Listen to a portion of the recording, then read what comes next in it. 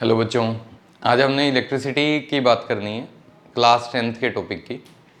उसके अंदर क्या चीज़ है, आपको ये पता है कि चार्जेस चार्जेस दो तरह के होते हैं, एक पॉजिटिव और एक नेगेटिव।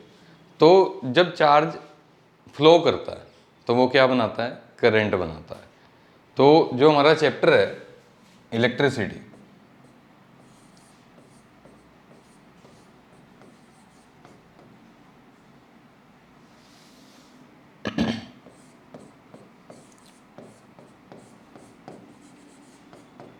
इलेक्ट्रिसिटी इसके अंदर क्या चीज़ है, देखो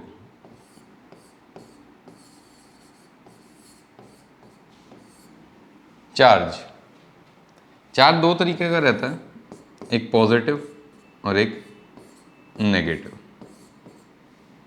चार्ज जो है बेटा वो स्केलर क्वांटिटी है। क्या है? Scalar quantity. ठीक है, चार्ज स्केलर क्वांटिटी है। इसकी जो एसआई यूनिट रहती है वो क्या रहती है, कूलम।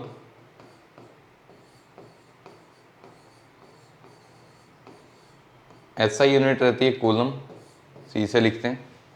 चार्ज है, स्केलर क्वांटिटी है, इसकी एसआई यूनिट क्या है, कूलम है। दो तरीके का है, पॉजिटिव और नेगेटिव। देखो लाइक चार्जेस जो होते हैं, जैसे पॉजिटिव पॉजिटिव है, ये आपने छोटी क्लासेस में देखा है ना। पॉजिटिव पॉजिटिव एक दूसरे को क्या करते हैं, रिपेल करते हैं, और पॉजिटिव नेगेटिव एक दूसरे को अट्रैक्ट करते हैं। Like charges repel each other, unlike charges attract each other. तो देखो एक चार्ज है, ऐसे पॉजिटिव चार्ज है, ये अभी मूव नहीं कर रहा, इसकी स्पीड 0 है।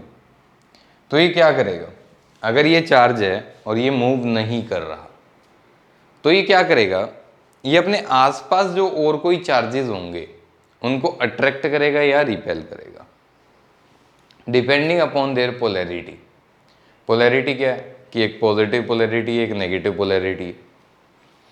इस पॉजिटिव के अराउंड कोई और पॉजिटिव चार्ज आ गया, ये उसको रिपेल करेगा। कोई नेगेटिव चार्ज आ गया तो ये उसको अट्रैक्ट करेगा। तो क्या चीज़ है, अगर ये चार्ज मूव करने लगे, अगर ये चार्ज मूव करने लगे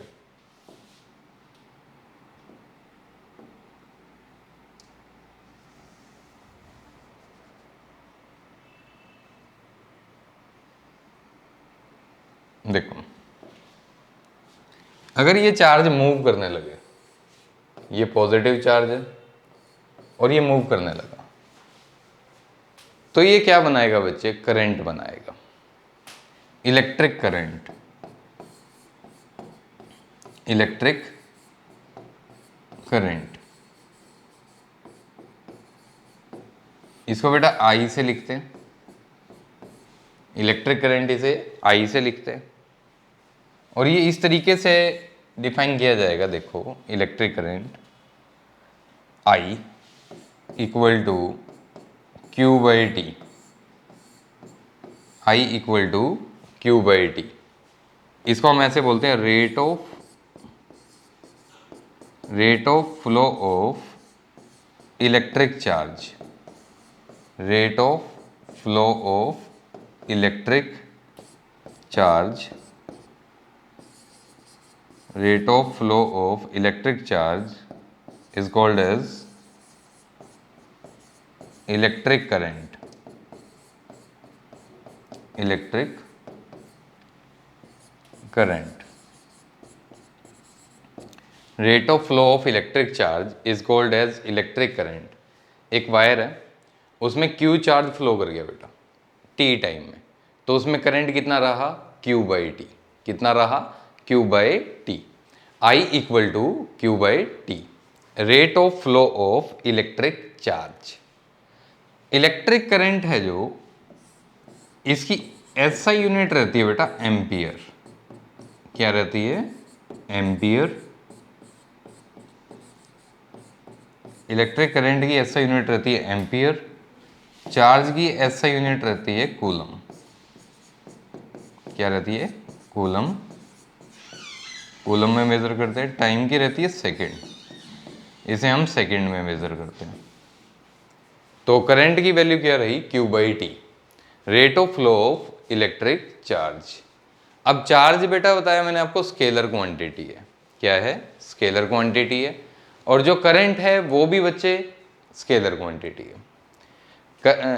अब जो वेक्टर और स्केलर होता है, स्केलर क्वांटिटी क्या होती है, ऐसी फिजिकल क्वांटिटी जिसके पास सिर्फ मैग्नीट्यूड हो, और वेक्टर क्या होता है, ऐसी फिजिकल क्वांटिटी जिसके पास मैग्नीट्यूड भी हो और डायरेक्शन भी हो।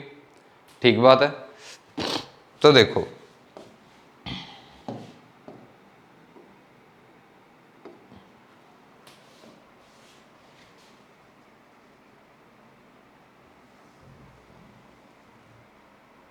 देखेंगे,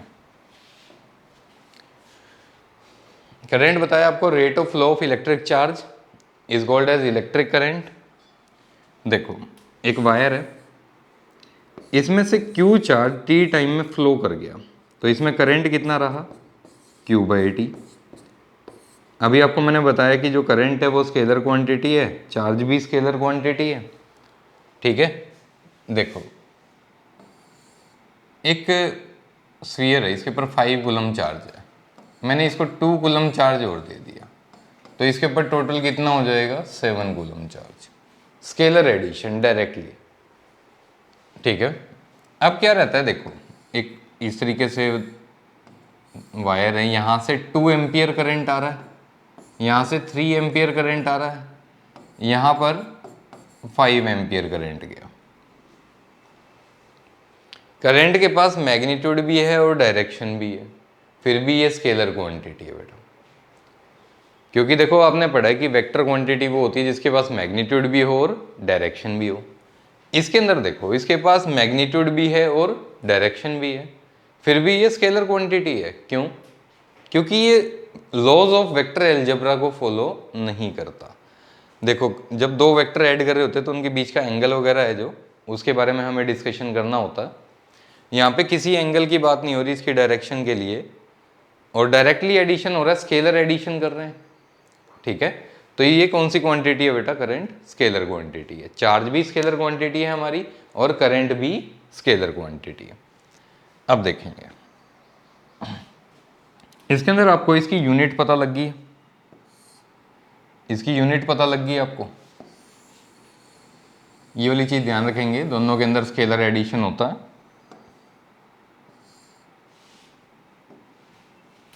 करंट के अंदर भी और चार्ज के अंदर भी। अब करंट की ऐसा यूनिट क्या है, एम्पियर, चार्ज की ऐसा यूनिट क्या है, कूलम, टाइम की सेकेंड, और फॉर्मूला हमारा क्या आया था, I equal to Q/T, I equal to Q/T।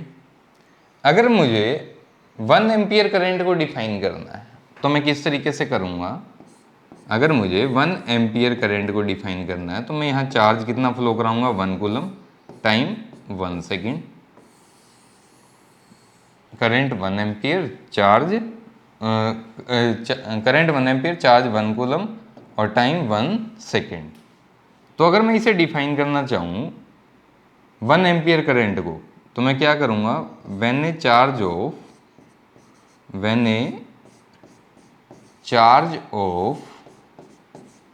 1 coulomb, when a charge of 1 coulomb travel, when a charge of 1 coulomb travel through a conductor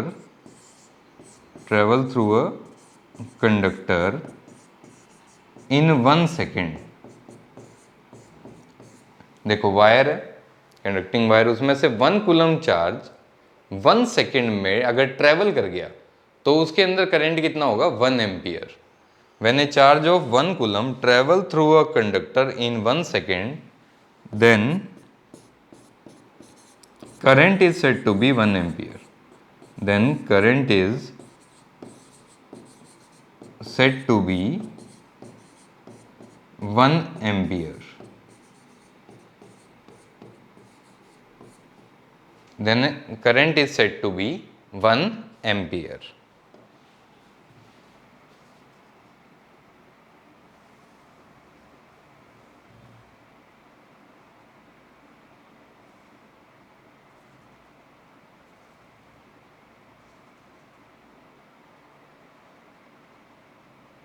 then current is said to be 1 ampere.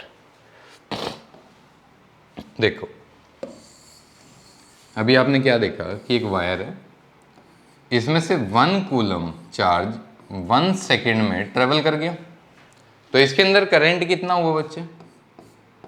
Current हुआ इसमें 1 ampere, क्योंकि current का formula भी आपको बताया क्या था, Q/T, rate of flow of charge. 1 ampere current when a charge of 1 coulomb travel through a conductor in 1 second, then current is said to be 1 ampere. Charge एक स्केलर क्वांटिटी है, charge एक scalar quantity है, current भी हमारी scalar quantity है। ठीक है, clear है यहाँ तक? ठीक है, देखो